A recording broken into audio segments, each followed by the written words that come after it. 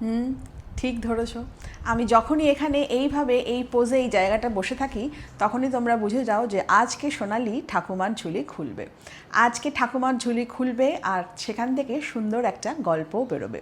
বেশি ভনিতা না করে গল্পটাকে স্টার্ট করে দিই। বহু বছর আগে এক মন্দিরের সামনে দুই ভিখারি বসত। মন্দিরের ডান দিকে এক ভিখারি বসত, মন্দিরের বাঁ দিকে আর এক ভিখারি বসত।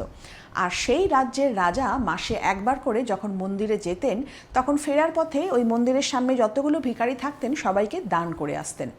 স্পেসিফিক্যালি মন্দিরের ডান দিকে যে ভিখারি বসতো সে বলতো, মহারাজ, ভগবান আপনাকে অনেক কিছু দিয়েছেন, আপনি আমাকেও কিছু দান করুন। আর বাঁ দিকে যে ভিখারি বসতো সে বলতো যে, ভগবান, তুমি রাজাকে অনেক কিছু দিয়েছো, আমাকেও কিছু দাও যাতে আমিও একটু খেয়ে পড়ে বাঁচতে পারি।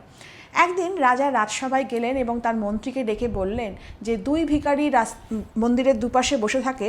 ডান দিকের ভিখারি বলে, মহারাজ, আপনাকে ভগবান অনেক কিছু দিয়েছেন, আমায় কিছু দান করুন। আর বাঁ দিকের ভিখারি বলে যে, ভগবান, তুমি রাজাকে অনেক কিছু দিয়েছো, তুমি আমাকেও কিছু দান করো। তো ডান দিকের ভিখারি যেহেতু আমার কাছে চায়, আমি রাজা, তো চলো ডান দিকের ভিখারিকেই আমি কিছু দান করব।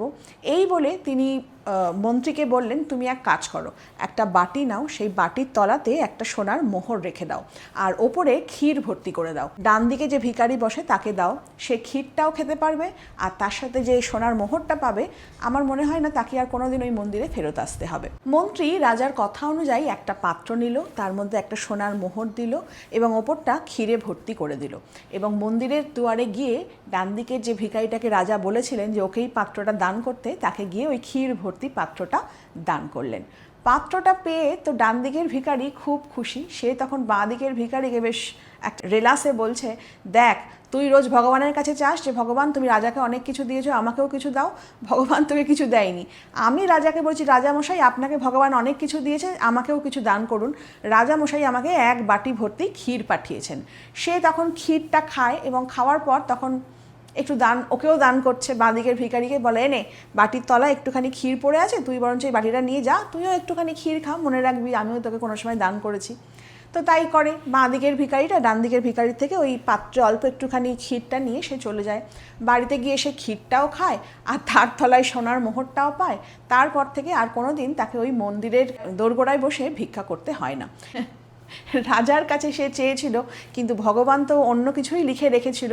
তো আমরা রাজা হোক, প্রজা হোক, ঝাড়ুদার হোক, ম্যাথর হোক, যেই হোক না কেন, আমরা মানুষ, আমাদের সমস্ত চালনা করছেন কিন্তু উনি ঠিক করে রেখেছেন কাকে কতটুকু দেওয়া হবে এবং সে কতটুকু পাওয়ার যোগ্য। তাই আমরা কিন্তু কেউ নয়। এই গল্পটা যে কেন বললাম জানো? আমাকে না অনেক মানুষ বলে, সোনালিদি, তোমার কিন্তু নকল হচ্ছে, তোমার ভিডিওর কন্টেন্ট নকল হচ্ছে, তোমার সোনালি সুতোর জিনিস নকল হচ্ছে। আমাকে অনেক স্ক্রিনশট পাঠায়, ইনবক্স করে, অনেক কিছু বলে, তুমি কিছু করো, তুমি কিছু বলো। আমি কিন্তু কিছু বলি না, শুধু হাসি। আমি এই গল্পটা এই জন্যই বললাম, আমরা হচ্ছি দাস, আমরা এখানে এসছি, আমরা হার্ডওয়ার্ক করব। আমার কপালে যতটুকু আছে, ভগবান যতটুকু মনে করবে তুই তোর পাওয়ার যোগ্য, আমি ততটুকুই পাবো। যে আমাকে নকল করুক আর যেই আমাকে অনুকরণ করুক, যাই করুক না কেন, ভগবান তার কপালে যতটুকু লিখে রেখেছে সে ততটুকুই পাবে। সে যতই হাত পা ছুঁক, আর আমাকে কেন, সকলকে অনুকরণ করলেও কিন্তু পাবে না, সেই জায়গাটা পাবে না। কেননা ভগবান তার জন্য অন্য কিছু লিখে রেখেছে আর আমার জন্য অন্য কিছু লিখে রেখেছে। যার জন্য যতটুকু লেখা আছে সে ততটুকুই পাবে। আমরা তো ঈশ্বর বিশ্বাসী মানুষ, আমরা শুধু হার্ডওয়ার্ক করব আর ভগবানের ওপর আস্থা রাখবো।